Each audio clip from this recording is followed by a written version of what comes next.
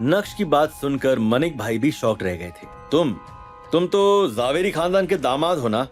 पापा, मैंने इन्हें हायर किया है, चीजों को परखने में इनका कोई जवाब नहीं। भले ही मनिक भाई ने नक्श को इससे पहले कभी नहीं देखा था, लेकिन उन्होंने नक्श के बारे में काफी रूमर्स सुने थे। दूसरी तरफ नक्श के मैंशन से जाने के बाद अनिका मन ही मन किसी भंवरे की तरह खिली हुई नजर आ रही थी।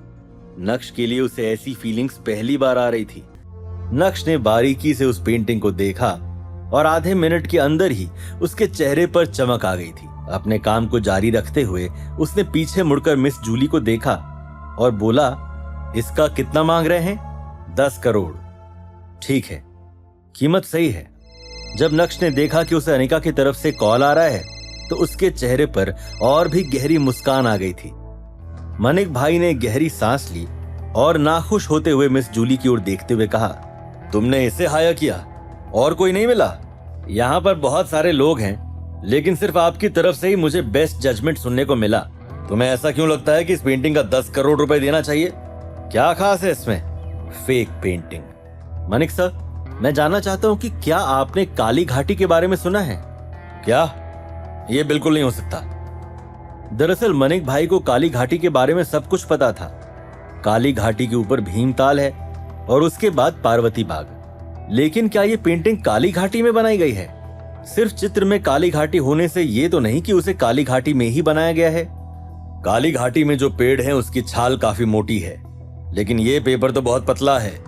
और तो और अगर काली घाटी की जड़ी बूटियों के कलर इस्तेमाल किए गए तो फिर इस पेंटिंग के कलर फीके क्यों हैं? मनिक सर, आप देख सकते हैं कि इस पेंटिंग में काली घाटी का पूरा दृश्य दिखाया गया है और आज काली घाटी इस रूप में मौजूद नहीं है। इस पेंटिंग को बनाने का तरीका 1000 साल पुराना है। क्या आपको लगता है कि कोई मॉडर्न चित्रकार इस तरह की पेंटिंग बना सकता है? लेकिन इसके कलर इतने फीके हैं कि... मनिक सर, आप भी एक एंटीक अप्रेजर हैं। आपको पता होना चाहिए कि हजारों साल पहले के कलर्स काफी डार्क होते थे और अगर उन्हें पेड़ की छाल पर लगाते थे तो छाल गल जाती थी। इसलिए कुछ आर्टिस्ट ऐसे भी थे जो पतले और फीके कलर्स का इस्तेमाल करते हुए उस जगह की खूबसूरती को अपनी अदाकारी से दिखाने की कोशिश करते थे। ये पेंटिंग ऐसे ही एक आर्टिस्ट की कला है। ये बोलने के बाद नक्श ने पेंटिंग के ठीक निचले हिस्से की तरफ इशारा करते हुए कहा, ये पेंटिंग भानु प्रसाद जी ने बनाई है। आपको तो उनका सिग्नेचर मूव पता ही होगा। आइए, आप देख सकते हैं इस मूव को कॉपी करना नेक्स्ट टू इम्पॉसिबल है। कोई जल्दी से आओ और इस जेंटलमैन को पैसा दो। ये सब क्या चल रहा है? क्या वो पेंटिंग वाकई में असली है? ये पेंटिंग काली घाटी की है? मनिक भाई का रिएक्शन देखकर वहां मौजूद सभी लोग अपने अपने कंक्लूजन्स पर पहुंच गए थे। पल्लवी, जो अभी भी उधर ही मौजूद थी, ये सब जानकर और देखकर उसका शरीर कांपने लगा था। मिस जूली को भी कुछ समझ में नहीं आ रहा था कि अचानक से उसके पिता को क्या हो गया है। पापा, आर यू सीरियस? अरे, तुम अभी तक खड़ी क्यों हो? ये काली घाटी की पेंटिंग है। जल्दी करो और उन जेंटलमैन को सारा पैसा अभी ट्रांसफर करो। मैं नहीं चाहता कि वो अपना मन बदल ले। नक्श को इतना तो पता चल गया था कि उस आदमी को पेंटिंग के बारे में कोई नॉलेज नहीं थी, क्योंकि अगर होती तो वो इतने सालों पुरानी पेंटिंग जिसे भानु प्रसाद जी ने बनाई थी उसे सिर्फ 10 करोड़ रुपए में नहीं बेचता। इसकी मार्केट वैल्यू कम से कम 50 करोड़ रुपए होगी, ऐसा नक्श को लग रहा था। और इसी के साथ मनिक भाई फिर से मेन हॉल की तरफ बढ़े। नक्श, मैंने एक्सपेक्ट नहीं किया था कि तुम इतने टैलेंटेड हो। तुम्हारी वजह से मैं आज बहुत ग्रेटफुल महसूस कर रहा हूँ। ज्यादा कुछ नहीं, लेकिन कम से कम तुम्हारे ग्रैटिट्यूड के लिए मैं तुम्हें इनाम तो दे ही सकता हूँ। आपका बहुत बहुत शुक्रिया मनिक सर। मुझे भी बहुत खुशी है कि मैं देसाई फैमिली के साथ काम कर रहा हूँ। जूली, तुमने सही आदमी को हायर किया है।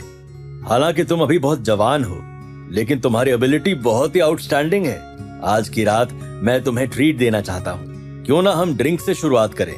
सर, शायद मैं आपके मूड को अपसेट करने वाला हूँ। मुझे और भी कई सारे काम हैं, तो हम आज की रात साथ नहीं बैठ पाएंगे। लेकिन अपनी इस गलती को भुलाने के लिए अगली बार मैं आपको मेरी तरफ से ट्रीट दूंगा। कोई बात नहीं, बिजी इंसान को मैं कभी नहीं रोकता। लेकिन हाँ, तुम्हारी ट्रीट का मैं इंतजार करूंगा। उसके बाद नक्श वहां से फौरन निकल गया। देसाई एंटीक एम्पोरियम से बाहर आते ही नक्श की नजर उस इंसान पर पड़ी जो पेंटिंग लेकर आया था।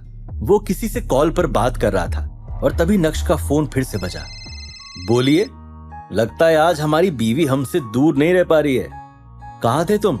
मेरा कॉल क्यों नहीं रिसीव किया? तुमने ही तो कहा था कि हमारा डिवोर्स मेरे परफॉर्मेंस पर डिपेंड करेगा। मैं अच्छे से अच्छा परफॉर्म करना चाहता हूँ, क्या तुम नहीं चाहती? क्यों हो रही थी अनिका नक्श से बात करने के लिए इतनी बेताब? उस रहस्यमयी सदियों पुरानी पेंटिंग के पीछे क्या छुपा था कोई राज? क्या नक्श अपने शातिर दिमाग से पता लगा पाएगा कि पेंटिंग बेचने के पीछे किसका था हाथ?